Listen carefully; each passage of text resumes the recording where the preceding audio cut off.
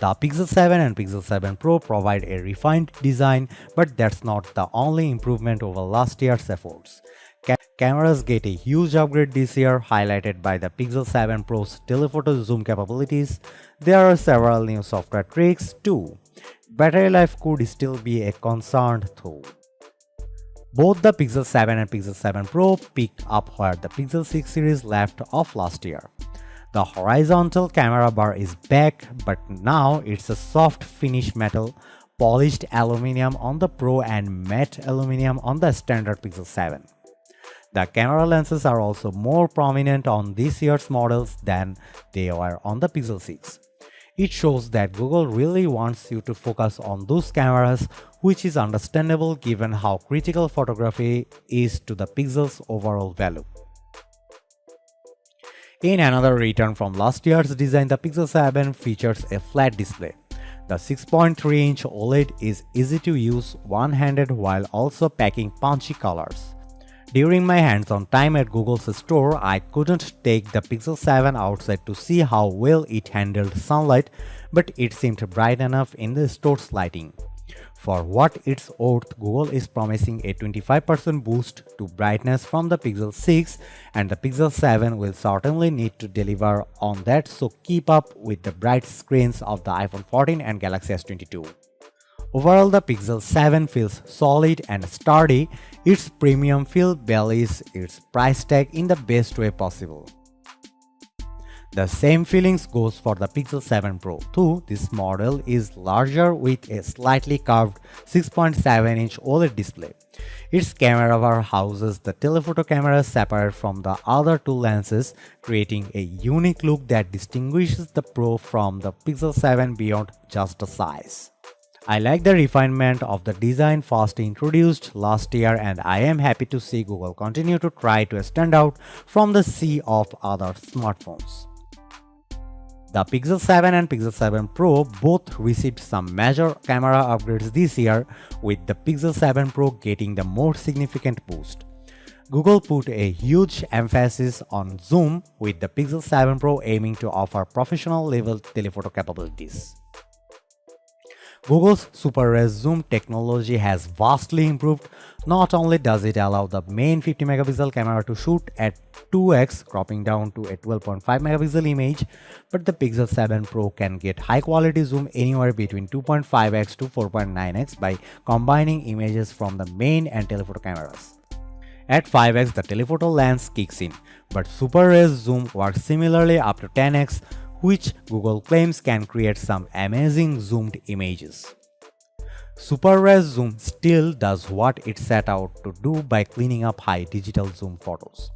At 15x and above, the feature will do noise your images, and zoom stabilization keeps your phone locked on your subject, much Samsung has done.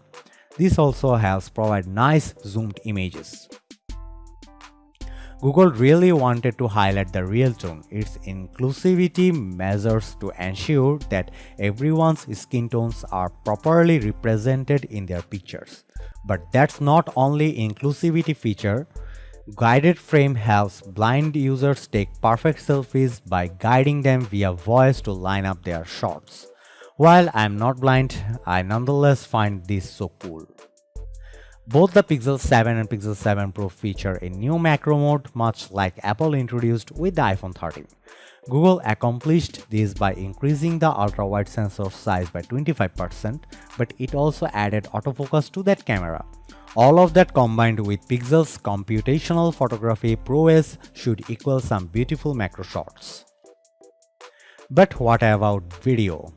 Cinematic blur, much like Apple's cinematic mode, adds a shallow depth of field effect to your videos, making for some artistic blur at 24 fps.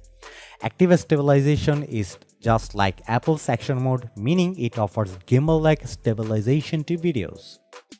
10-bit HDR is also now standard, offering a broader range of colors, and the Pixel 7 and Pixel 7 Pro can shoot in 4K 60 fps.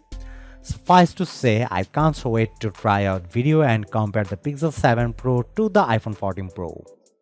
Many of the camera features outlined above are made possible by the new Tensor G2 chipset. Take photo unblur, which does what it says it does. The latest pixels can unblur pictures using machine learning and AI, but it's not just for pictures you take on Google Pixel 7. The new pixels can even unblur pictures in your Google Photos library. But that's not all that the new silicon brings to the table. Thanks to the latest Tensor, Google's new phones offer some really neat software tricks. One of my favorite Pixel features is the suite called Call Assistant. This includes call screen, which answers your phone for you to determine who's on the other line. It's a godsend for spam and scam callers. Direct My Call, which before would transcribe automated options to you so you didn't have to remember them all, will now display those options before the automated voice even has a chance to say them, saving you a lot of time. And let's not forget Clear Calling, coming later on, which will use Tensor's power to quiet background noise and boost the caller's voice. Assistant has also gotten smarter, particularly the voice texting. The Pixel 7 and Pixel 7 Pro will now suggest relevant emoji, even if you don't remember the exact name of one you are trying to send. The Pixel 7 and Pixel 7 Pro will see 5 years of security updates, but unfortunately Google has only committed to 3 years of the platform updates. That means the 2025's Android 16 will be the Pixel 7's last Android update unless Google changes its mind. Considering that Samsung offers 4 years of Android updates, I find this move by Google disappointing. I am really excited for the Pixel 7 and Pixel 7 Pro, and I have even more excited to spend more time with both handsets in the upcoming days. The camera upgrades really entice me, especially the zoom upgrades. Google knows how to impress me with its photography prowess, so I have little doubt the newest Pixels will impress too. The new software features also excite me, from photo unblur to the call assist features. I love voice texting on the Pixel 6 Pro, so I imagine it will be a similar if not better experience on the Pixel 7 series. We will have our full reviews in the coming days, so keep it locked here.